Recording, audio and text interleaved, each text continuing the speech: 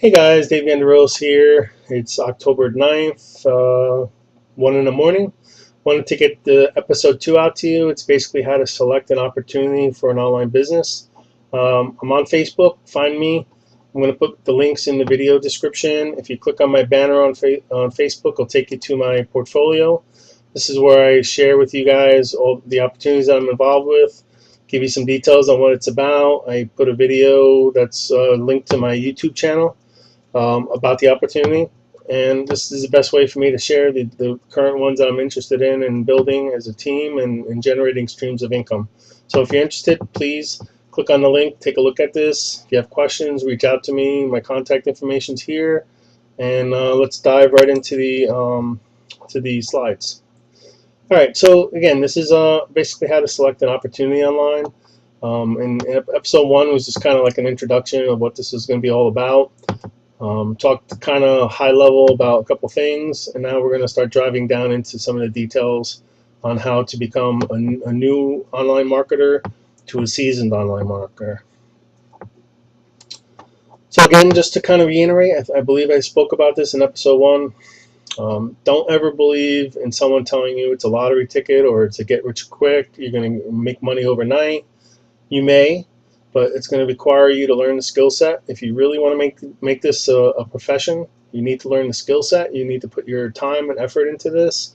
My goal here is to kind of accelerate your learning curve, because the skill set's not hard to learn, but some people make some errors without guidance. So this is kind of like guiding you around the pitfalls that you may find yourself in, ideally accelerating your learning curve so you can do this faster, and just providing you experience and past experience that I've learned over the years. So again, just make sure that you take this as a profession, treat it as a profession, treat it not as a hobby, but as a business, and you'll succeed. It'll take you some time depending on where you are, where you're starting, how much effort you've already put into it, and where you want to go. Most importantly, remember this Jack Canfield statement. Wherever you are right now, you're going to have people underneath you that know less than you, and you're going to have people above you that know more than you. For the people above you that you're following, you want to follow 3 to 4 people above you that already have what you want, so that you can see what they do and their techniques of getting there. So you want to be a student to those guys, right? And then along the way, as you're growing as a person, you're going to have people that you want to bring up with you. You're going to have to be a teacher to them. So always look above, look below, and decide where you are compared to them, and be a teacher to them, to the people below you, and be a student to the people above you. So always move that line, no matter where you are at the time. As you grow as a person, there's always going to be people above you, and there's always going to be people below you. Les Brown says another great quote that you need to remember is, up front, when you first start, you're going to put a lot of time, you're going to do a lot of things, and you're not going to get paid for a lot of it. But then things will change. You'll become a leader. You'll grow your team, and then your team will start functioning and doing a lot of the work for you. And you'll assist them. You'll always be part of their growth, but you're going to be paid a lot more for your efforts than you are initially. So just don't give up. It'll pay off over the long term. Now, the focus of the episode really is, determining an opportunity and the things you need to look for. And there's like 4 main areas: product or service, the company, the compensation plan, and the support. And we're going to go into more detail in the following slides. Now, product or service is important because you have to find something that you are passionate about, a product or service that you like. Like, for example, my opportunities that I put on this page, I'm developing a portfolio for a reason. The reason is you'll find a new person that's interested, right? You'll attract a new lead or prospect, and then you'll start sharing them something, and then they may not even be interested. Maybe you're going to try and give them health and wealth, like a nutritional program. They may have no interest in losing weight or getting healthier, but they'll be very interested in doing advertising or lead generation or one of these other ones, or watching videos and making some money. So you want to throw out the biggest net to the people that you're going to find out there, And you want to kind of interview them in a way such that you could figure out what they really want. Like, you're going to try and force a square into a circle. It's just not going to work. But by having a portfolio of opportunities that kind of span the spectrum of all the opportunities that are out there, you could kind of guide them and offer different ones to them. And it could be the cost point. Maybe they have no money to start, which means that they could start with TH Global. Maybe they have an opportunity ready that they want to grow more leads and advertise, and you can send them to My Paying Ads. Maybe they want to just be on another social media site that actually pays them to do stuff. So that's one of the reasons why I've created this portfolio. It kind of goes into making sure you find a product or service that's interesting to you and you're passionate about. Then the next level is, once you find that, you got to make sure there's a need for it. Is it truly needed in the world? I mean, is there a problem that's being solved with that product or service? Now, the other kind of things that are secondary is the price point. You know, the product or service could be the greatest product or service in the world, but if it's $1 million, no one's going to buy it, right? Then on the other hand, it could be free, and maybe no one will buy it either because they'll think it's worthless. So you got to make sure you find, it has a good price point, and it's also priced so that the company that's behind this are making the profits they need to sustain themselves, and also as the demand increases and you get more people involved in the opportunity, the company can grow with it and sustain it. So that's important. And then just a reminder, you got to always think about this, is that an opportunity must have a product or service. They must offer one.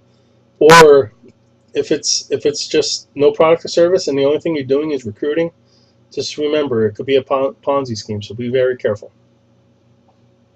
So for the company and owner aspect, you got to find an owner that you really connect with, you believe in, you believe he's truthful with what he's saying.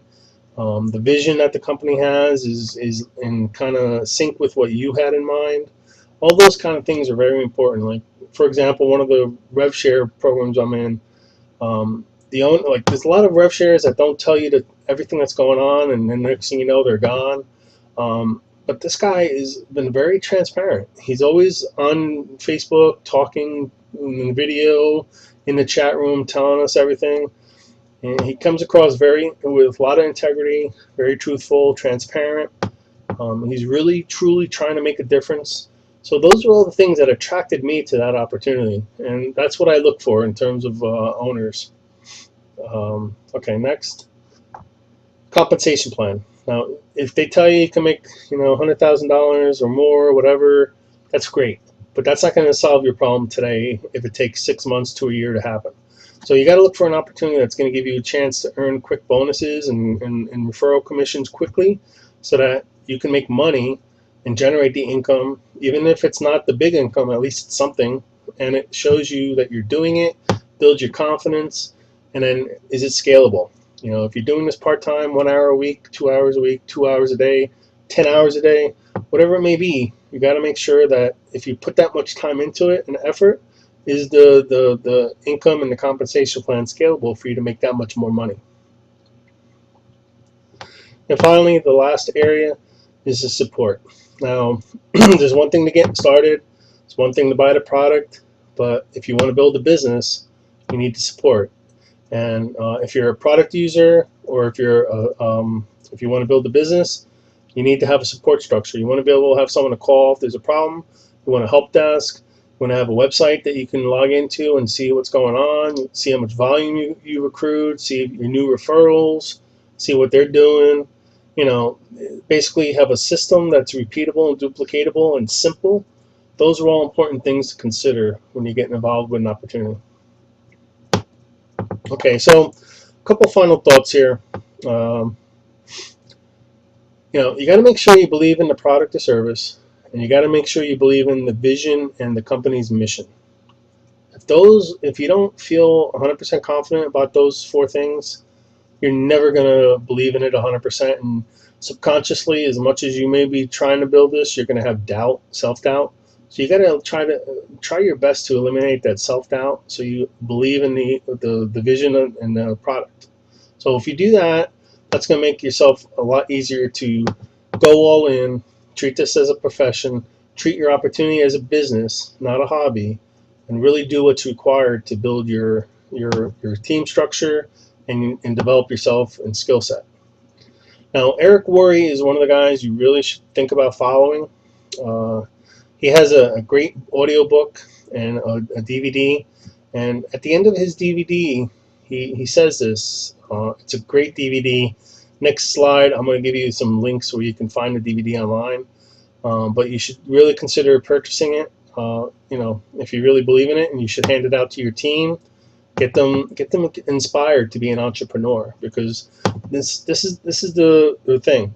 Most people do this type of online business because they're transferring from an employee mindset to an entrepreneur mindset, and this is the best opportunity that you could possibly use. Instead of going out and spending $1 million on a business and just not being ready to do that, this offers you a low risk, high reward, gives you something to work towards, developing your skills and the things you need to do that.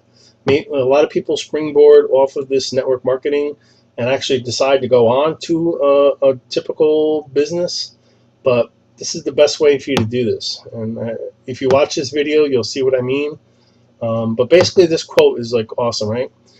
Life's too short to spend it living someone else's dream instead of your own. It's too short living at a fraction of your potential. Can being an entrepreneur be a challenge at times? Sure. But here is what you get in exchange. It can be yours, something you built, something that you created, something that you made happen.